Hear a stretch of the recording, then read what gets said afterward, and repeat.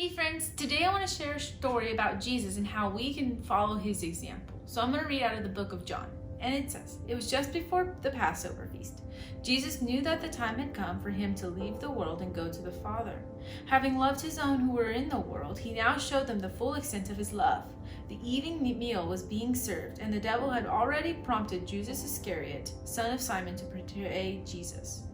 Jesus knew that the Father had put all things under his power and that he had come from God and was returning to God. So he got up from the meal, took off his outer clothing, and wrapped a towel around his waist. After that, he poured water into a basin and began to wash the disciples' feet, drying them with the towel that was wrapped around him. He came to Simon Peter, who said to him, "Lord, are you going to wash my feet?" Jesus replied, "You do not realize now what I am doing, but later you will understand." "No," said Peter, "you shall never wash my feet." Jesus answered, "Unless I wash you, you will have no part of me." "Then, Lord," Simon Peter replied, "not just my feet, but my hands and my head as well." Jesus answered, "A person who has had a bath needs only to wash his feet.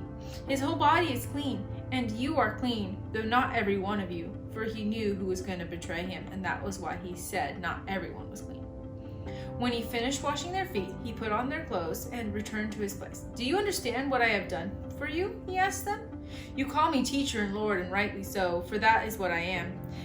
Now that I, your Lord and teacher, have washed your feet, you should also wash one another's feet. I have set you an example that you should do as I have done.